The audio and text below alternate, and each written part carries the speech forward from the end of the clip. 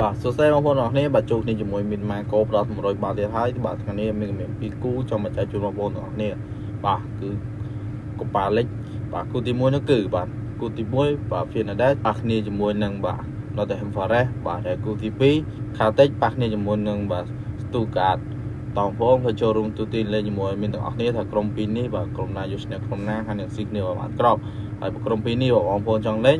បាទគូទី1 គូទី1មានសំណាងដល់បងប្អូនលេងទៅខាងបាទ Nottingham Forest បាទហើយមានជឿថាអាចនឹងស្មើបាទឬមួយក៏2-1បាទហើយនឹងគូទី2បាទគូទី2 Celtic ប៉ះគ្នាជាមួយ Stuttgart ហើយមានសំណាងដល់បងប្អូនលេងទៅខាងបាទ Stuttgart ផងដែរឬមួយលេងខាង over បាទជឿថាក្រុមពីរនេះអាចនឹងស៊ីគ្នាទៅបាទទៅវិញទៅមកហើយមានក្របច្រើនទៀតគឺក្រប over អញ្ចឹងមានតែប៉ុណ្្នេះទេបាទបងប្អូនឆ្លាញ់ការវិនិយោគបាហើយឆ្លាញ់100បាហើយមានជឿថាតម្រុយ2គុណនេះគឺជាតម្រុយល្អបងប្អូនចង់បានតម្រុយបានច្រើនទៀតបងប្អូនក៏ចុចលេខនៅក្នុង profile ចូលក្នុងផ្ទះរបស់មីនហើយមានតម្លាក់គូបាទពិសេសច្រើនទៀតតែសតភាពរយសពចាំមានប៉ុណ្្នេះទេបាទកុំភ្លេចចុច like and share follow មានម្នាក់មួយផងបើជាកម្លាំងចិត្តឲ្យមានធ្វើវីដេអូបន្តសូមអរគុណសូមជម្រាបលា